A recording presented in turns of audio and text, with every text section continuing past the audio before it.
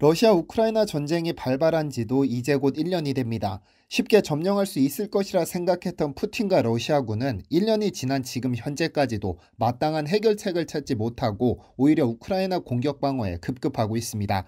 그런데 그 누구도 이 전쟁에서 우크라이나가 러시아를 능히 감당할 수 있을 것이라 생각한 이는 없습니다. 세계 2위의 군사 강국에 빛나는 데다 세계 최고 무기를 직접 생산하고 지구를 멸망시킬 수 있을 만한 핵무기까지 보유한 러시아가 이렇게 고전할 것이라 예상한 이는 없었죠. 그렇다면 러시아와 우크라이나의 전세를 뒤바꾼 게임 체인저는 어떤 무기였을까요? 바로 미국이 지원한 고속기동 포병 로켓 시스템 하이마스입니다. 전쟁 초기부터 미국은 우크라이나에 군사 지원을 약속했고 지난 6월부터 우크라이나에 총 20대의 하이마스 발사대를 지원했습니다. 하이마스는 최고 시속 85km로 주행할 수 있는 6륜구동 장갑 트럭에 최대 사거리 84km에 달하는 유도 로켓탄을 한 번에 6발을 발사할 수 있는 다연장 로켓 발사대를 얹은 것입니다. 하이마스 덕분에 우크라이나는 500개 이상의 러시아 목표물을 초토화시켰는데 워낙에 파괴력이 강력하다 보니 러시아군은 드론까지 투입시켜 제거 작전에 나섰습니다. 다만 우크라이나가 가짜 하이마스를 만들어 세워두는 등 기만 전술을 사용한 덕분에 이 역시도 큰 힘을 발휘하지 못했죠. 어쨌든 이 전쟁이 언제 끝날지 모르는 상황이지만 하이마스의 위력만큼은 확실했습니다. 그런데 일부 네티즌들을 중심으로 하이마스의 조상이 조선시대 세종대왕 시절 만들어졌다는 의문을 제기했습니다.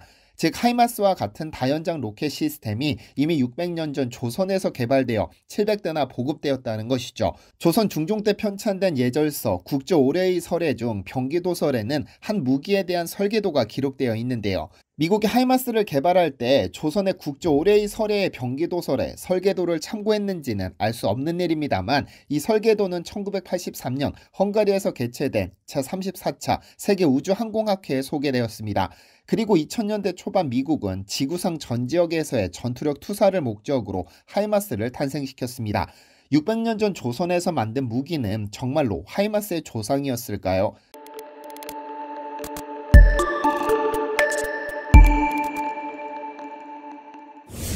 안녕하세요. 디스멘터리입니다. 1953년 사망하기까지 약 30년간 소련을 지배했던 스탈린의 시대를 두고 대숙청과 대공포의 시대라고 부릅니다. 일각에서는 그에게 공산주의 체제를 수호하고 러시아를 초강대국으로 만든 영웅이라고 부르기도 하지만 또 일각에서는 사회주의 이념을 타락시킨 장본인이라고 첨예하게 맞서고 있습니다. 제1, 2차 세계대전과 한국전쟁까지 근현대사의 굵직한 사건 뒤에는 항상 스탈린이 자리하고 있었고 길고 긴 동서냉전 시대를 불러온 장본인이기도 합니다. 제1차 세계대전에서 영국군 사상자의 58%, 제2차 세계대전에서 독일군 사상자의 70%가 포병에 의해 발생했다는 사실을 목격한 스탈린은 포병은 현대전의 신이다라는 말 한마디로 소련의 주력 무기를 다연장 로켓으로 받아들이기 시작했습니다. 덕분에 이후 전 세계 모든 국가의 무기 정책도 다연장 로켓을 포함한 포병 무기가 상당 부분 차지하게 됐죠. 아마 여러분들도 대한민국의 국방부는 포방부라는 별명을 갖고 있다는 사실은 잘 알고 계실 것으로 생각됩니다. 즉 대량의 예산을 포병 전력 발전에 쏟아부어 포병부대 중심의 지상군 화력 강화에 치중하고 있는데 전 세계에서도 독보적인 포병 전력을 구축하고 있는데요. 미국 소재 민간 군사력 평가 기관 중 글로벌 파이어 파워라는 기관이 있습니다. 매년 전 세계 대부분의 국가들을 대상으로 군사력을 평가해 그 랭킹을 발표하는데요. 한 국가가 가진 군사 및 무기의 양적 측면뿐 아니라 국가의 경제력, 인구, 기반시설 등 다양한 요소를 가지고 평가합니다. 이 발표 순위는 미 의회 도서관 및 CIA 자료를 바탕으로 매년 업데이트하기 때문에 현존하는 군사력 평가 인덱스로는 가장 공신력이 있는 것으로 인정됩니다. 물론 이 자료가 완벽한 순위를 나타내는 것은 아닙니다. 각 국가마다 대륙이 다르고 위협 수준이 동일하지 않기 때문에 일률적인 잣대를 들이밀어 평가할 수는 없으니까요. 예를 들어 일본과 같은 열도 국가는 섬나라이기 때문에 해군력 강화에 목숨을 걸 수밖에 없지만 네팔이나 부탄과 같이 바다가 없다면 굳이 해군력이 필요치 않죠. 다만 호기심 차원에서 이를 살펴보는 것은 재미있습니다. 올 2023년 발표한 자료에서 한국은 전 세계 6위의 군사력을 가진 것으로 평가됐습니다.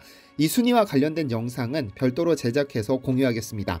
군사력 지수를 면밀히 살펴보면 한국이 왜 포방부라고 불리는지 바로 눈에 띕니다. 지상전력 중 전차가 13만 3,738대로 전 세계 145개 국가 중 4위를 기록했고, 자주포가 3,090개로 3위, 곡사포는 총 5,676대로 세계 1위에 랭크됐습니다. 여기에 한국은 한미 미사일 지침으로 인해 탄도미사일을 개발할 수 없어 순항미사일에 올인하다시피 개발해 사거리 1,500km의 현무미사일은 이미 실전 배치된 상태이며, 사거리 3,000km 미사일도 알게 모르게 개발을 완료한 것으로 보고 있습니다. 여기에 2021년 5월에는 미국과의 미사일 지침까지 종료되면서 탄두 중량 2톤에 달하는 괴물미사일 현무4까지 전력화에 성공했습니다. 괜히 한국의 포방부라고 불리는 것이 아닙니다. 그런데 이렇게 미사일과 포병에 올인하다시피 투자하는 것은 이미 고려시대부터 진행되어 조선시대에 정점을 찍었는데요. 아마 많은 분들이 2008년 개봉한 신기전이라는 영화를 기억하실 것으로 생각됩니다. 약 370만 명의 관객을 기록했는데, 이 신기전은 실존했던 조선시대의 무기입니다. 다만 일각에서 신기전을 두고 전 세계 최초의 미사일이라고 과장하지만 이는 사실이기도 하고 사실이 아니기도 합니다. 기록상 전해지는 인류 최초의 로켓은 1232년 금나라에서 제작한 비화창입니다. 한자를 풀면 날아가는 불창이라는 뜻인데, 종이를 16겹으로 말아 통을 만들고 삼, 수지, 파라핀, 황, 분탄, 초석 등을 혼합한 화약을 넣어 창에 부착합니다. 이를 창의 앞부분에 매달면 통 속에서 화약이 맹렬히 연소하며 가스를 분출하는데, 그 반작용으로 앞으로 날아가는 것이죠.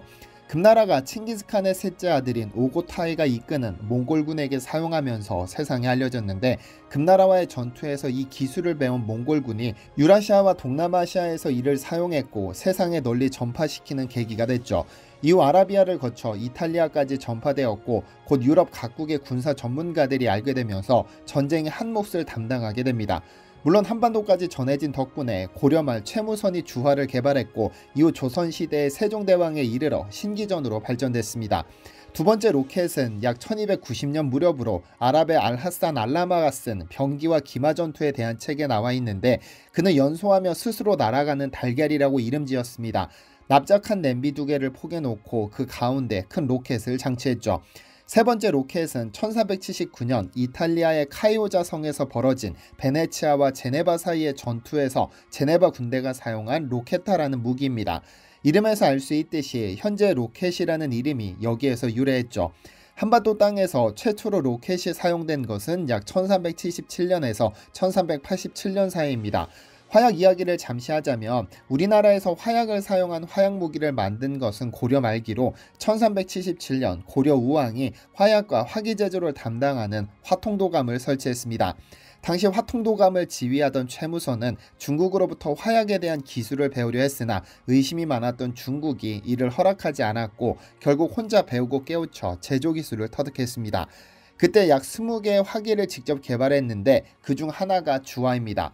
최무선은 금나라의 비화창에서 아이디어를 얻어 주화를 개발했는데, 이는 달리는 불이라는 의미입니다.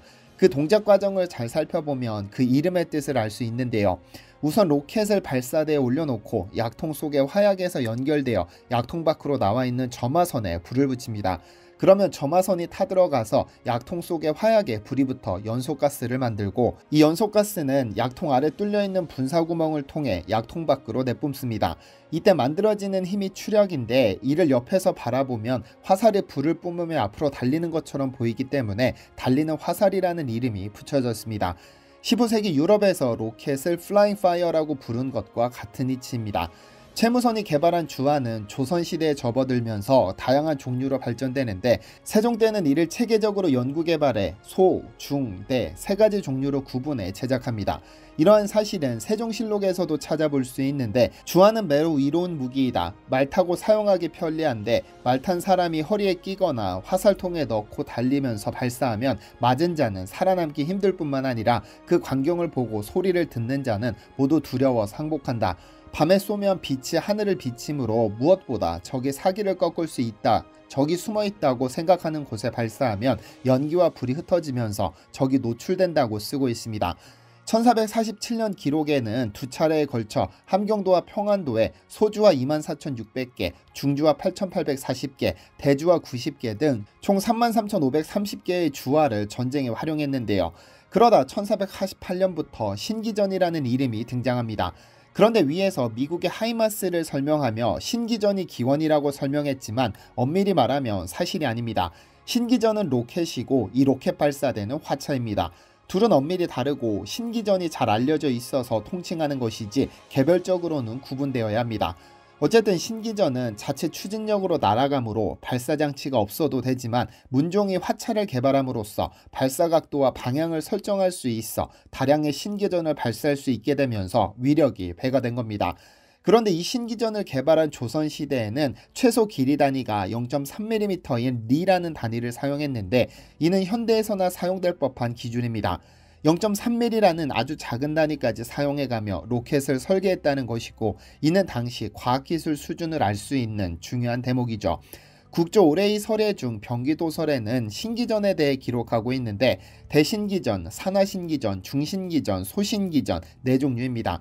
소중신기전은 사정거리가 100에서 250m 정도여서 근접전에서 상당히 효과적이었고 대신기전이나 산하신기전은 압록강이나 두만강 건너에서 진을 치고 침략을 준비하는 오랑캐에게 발사해 적을 제압할 때 사용한 무기입니다.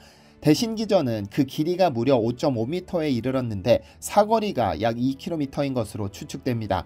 압록강 하구의 강폭이 그 정도에 해당하기 때문인데 먼 사거리를 날아가기 위해서는 3kg의 화약을 필요로 했죠.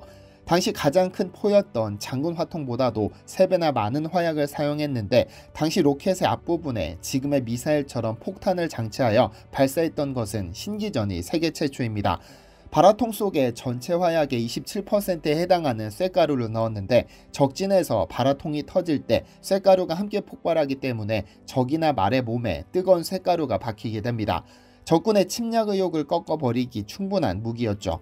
이 신기전을 두고 세계 최초라는 이름을 붙인 것은 비화창이나 로켓타 등과는 달리 설계도가 그대로 남아있다는 것이고 이를 기반으로 1993년 대전 엑스포 때 최연석 박사가 소신기전과 중신기전을 복원하기도 했습니다. 이러한 설계도가 남은 덕분에 1983년 헝가리에서 개최된 제34차 세계우주항공학회에서 신기전이 소개됐고 복원의 발사가 가능한 세계에서 가장 오래된 로켓 설계도로 인정받았죠. 어쨌든 이미 고려 말기부터 주화를 시작으로 조선시대 세종대왕에 이르러 신기전이 개발됐고 문종이 화차를 만들어 대량 발사를 가능하게 했으니 그 발사 메커니즘만 보자면 화차와 신기전이 하이마스의 조상이라고 봐도 크게 무리는 없을 것 같습니다. 다만 무예를 중시한 고려와 달리 성리학의 통치 이념으로 자리 잡은 조선은 문자를 숭상하기 시작했는데 이 때문에 무예에 뛰어난 사람보다는 성리학적으로 완성된 학자들이 나라를 지배했습니다. 만약 세종대왕과 문종 이후에 화약무기에 대한 관심을 지속적으로 이어갔다면 임진왜란이나 병인양요, 신미양요뿐 아니라 일제강점기를 겪지 않아도 됐을지도 모르는 일입니다. 약 500년간 끊어진 화약무기에 대한 관심이 이어졌다면 어쩌면 개인병기에 있어서도 세계 최초의 무수한 기록을 남겼을지도 모르는 일이죠. 아마 지난번 위트컴 장군에 대한 영상 말미에서 디시멘터리 채널은 한국 고려홍삼과 함께 잊혀진 영웅 6.25 참전용사분들께 작은 행사를 마련해드렸다는 소식을 전해드렸습니다. 당시 행사는 제 채널과 함께 공동구매를 진행했던 한국 고려홍삼 측이 주최했고 저 역시 기쁘게 구독자분들과 함께 참여했는데요. 이제 2주 뒤면 설 명절이 시작됩니다. 구독자분들께서 설 명절 선물용으로 한국 고려홍삼과 진행했던 홍삼에 대한 공동구매 요청이 많아 업체의 요청에 오늘부터 일주일간 공동구매 행사를 진행합니다. 지난 추석 명절에 진행했던 홍삼정 에이스 제품입니다. 이 제품은 홍삼의 섭취 이유로 꼽히는 진세노사이드 함량에 있어서 한국 고려홍삼의 최고 함량 제품으로 6년근 홍삼 농축액을 썼습니다. 여기에 쓴맛을 잡기 위해 천궁, 계피, 숙지왕, 영지 등의 9가지 부원료로 만든 식물 혼합 농축액을 더했고 정제수가 아닌 홍삼 추출액을 썼습니다. 보통 정제수를 쓰는 경우가 많은데 홍삼정 에이스는 홍삼 농축액과 더불어 홍삼 추출액으로 제품을 만들었고 면역력 강화를 위해 한 포당 아연 6.1mg을 함유시켰습니다. 이 제품과 관련된 내용은 아래 설명란과 댓글에 제공해드린 영상에서 확인하실 수 있습니다. 오늘부터 일주일간 시중가보다 최대 77% 할인된 69,000원에 구매하실 수 있는데 지난번처럼 조기 마감되어도 대체 상품을 준비해드릴 수 없어 공구는 그대로 종료됩니다. 그리고 이번 공고에서는 구매하신 후 구매하셨다는 댓글을 정성스레 남겨주시면 공고 종료 시점에 그중 3분을 선택해 홍삼정 에이스 한 박스씩을 선물로 보내드릴 예정입니다. 또한 얼마 전 12월 31일에 저는 디시멘터리 구독자 일동의 이름으로 1000만원을 개별적으로 기부했고 한국고려홍삼도 업체 차원에서 별도로 기부를 진행할 예정입니다. 제가 공동구매를 진행하는 이유는 대기업에 밀린 우리나라 기업의 99.9%를 차지하는 중소기업 살리기 행사의 일환입니다. 대기업의 마케팅에 밀려 생존위기에 놓인 중소기업을 돕고 제가 받는 수수료 중 일부를 사회에 환원하고 매출이 늘어난 중소기업 역시 매출의 일부를 기부할 수 있는 선순환 구조를 만들고 있습니다. 그러니 좋은 제품도 저렴하게 구매하고 기부 문화에 동참하고픈 분들만 함께 해주시면 충분합니다. 또한 위 제품은 의약품이 아니라 건강기능식품이므로 혼동하시는 일이 없으시길 바랍니다. 시청해주셔서 감사합니다. 디시멘터리에서는 여러분의 제보를 기다립니다. 제 채널에서 다뤘으면 좋겠는 뉴스 또는 널리 알려졌으면 하는 영상은 디시멘터리 네이버.com으로 보내주시면 소중히 제작하겠습니다. 시청해주셔서 감사합니다.